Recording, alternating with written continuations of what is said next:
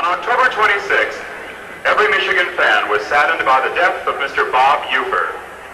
Bob Uecker had been a part of Michigan football for almost 40 years, bringing a rare enthusiasm to his millions of radio listeners. He loved his Meechigan football. He loved Michigan track. He loved his Michigan, the university. And surely he will never be forgotten.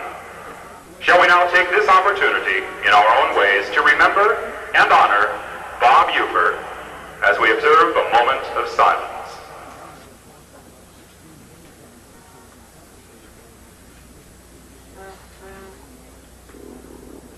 Thank you.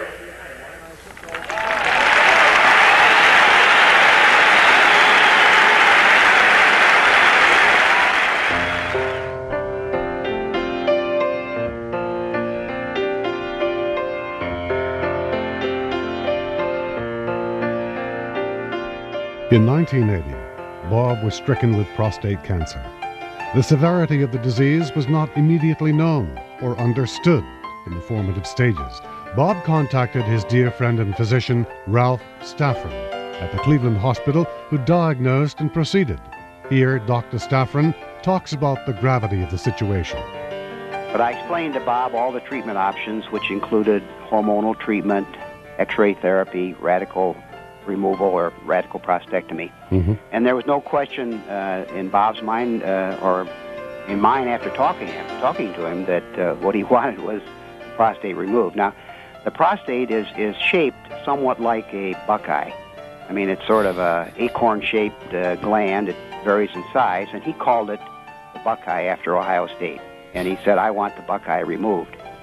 So at the time of the operation, I saw him to the operating room and asked if he had any further questions, and returned to the surgeon's lounge waiting for them to put him to sleep. And suddenly I was paged to come back to the operating room, and Bob looked up at me from the operating table and he said the following. He said, Ralph, I have three things to say to you. First of all, I have faith in your ability to do this operation. I'm sure I'll do well. Secondly, get the buckeye out. And third, go blue. And that was it. I knew him quite well and was quite friendly with him, and he was a great Michigan guy and did a lot of nice things for me. Columnist Joe Falls. One day he called me up, near the end he was having some health problems, okay, and I was deeply concerned because I didn't know what the heck was going on. I had heard he had some cancer and this, that, and the other thing, so he said to me one day, I need to talk to you very seriously. I got to talk to you. And I said, of course. And he said, I'll meet you halfway. So we met out, past Metro Airport. I can't think of the name of the town now. We went to Howard Johnson's out there on the highway. And I'm figuring the worst, okay? He's going to come and tell me some terrible stuff, and I try to prepare myself for it. I try to gird myself for it. Then he came in and looked at me.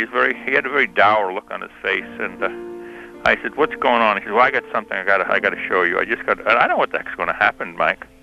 And with that, he breaks into a big smile, and here's his teeth, baring his teeth to me, and on the front of his teeth, his white teeth, are these little tiny blue letters, and they said, go blue. He couldn't wait to show me this. Son Tom was on hand, particularly during the last 5 years of Bob's broadcasting career, to help with the actual broadcasts. Some of those memories will stay with Tom for the rest of his life. January 1st of 1981, when they won the Rose Bowl, it was Bo's first Rose Bowl victory, and after giving that infamous pep rally the day before when he told the seniors on the team that they could give something to Bo that no other Michigan team had given Bo, and that was a victory in his first Rose Bowl. And as the lights were going out in Pasadena, again I had the opportunity. I'm up there in the box with Dad. This is 10 months before he passes away. And the crowd then, about 18,000 people, stood up again as one and started chanting, Ufer, Ufer, Ufer. And Dad stood up and basically raised his arms and saluted them. And those are very, very moving moments. Coach Lloyd Carr. I have distinct memories of Bob. My last distinct recollection was, I think it was one of his last appearances at Michigan Stadium. Bob Ufer and Don Lund, Jack Lane, we're all set to bring you the best ball game you're going to hear in a long, long time. Michigan versus Iowa. Michigan won the toss with the coin, and here they come underneath the banner. And Lendo, this looks like a real big ball game. It sure does, Bob. You got a little lump in your throat, Robert? As we look across, folks, the M Club, as you know, has the banner in the middle. And this week, they've got it. Bob Uecker, M Club support you. Bob, that's a tremendous, tremendous tribute to you and well-deserved. And everybody cuts that banner, and I think it'll be a Michigan day today, Robert. Well, it's with a great deal of humility. I'll tell you, it's just the plaudits that I've been getting lately. All I've been doing for 37 years is a labor of love. And I can't remember if the game was in progress or not. I think at some point in the game at least, everybody in the stadium stood, and he leaned out of the press box. And I'll never forget the emotion of that moment, and truly what a remarkable man he was, and that was a very very poignant moment, very sad, and yet it was a beautiful moment because the people in that stadium had an opportunity to say thanks for all you meant to Michigan. Here's a guy 10 days from passing away, and you have 101,000 people looking up at Dad on the microphone. Louie was dying of cancer, and he gave his farewell.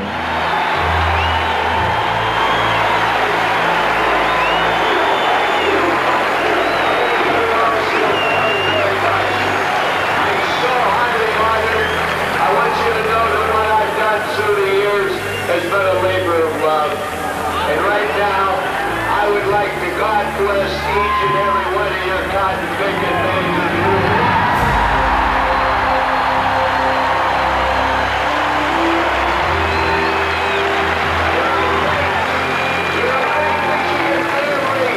And I want to ask you two questions. Number one, down deep in your heart, what school has the finest football tradition in the country today?